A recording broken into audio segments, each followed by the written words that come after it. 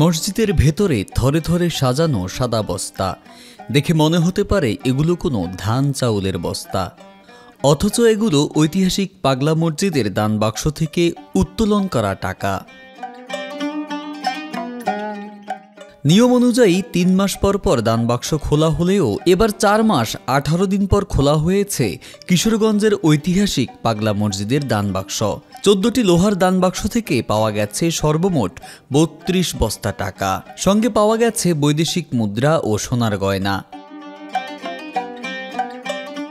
এবার গণনায় পাওয়া গেল ১২,৯,৩৭,২২০ টাকা এবং শুরু থেকে এখন পর্যন্ত পাগলা মসজিদে দানের পরিমাণ ১০০ কোটি টাকা ছাড়িয়ে গেছে।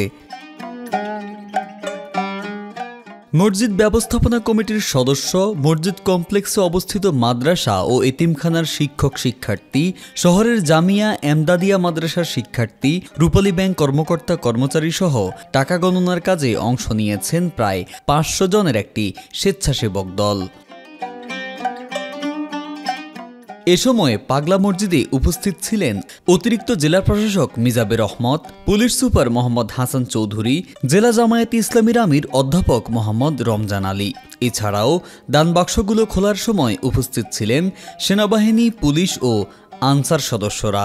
এখানে আসছিলাম মূলত একটা নিয়তে, সেই নিয়তটা ইনশাআল্লাহ পুরা করলাম। আমরা এখানে কিছু দান করলাম। আমরা এখন পাগলা মসজিদ আছি কিছু দান করার জন্য।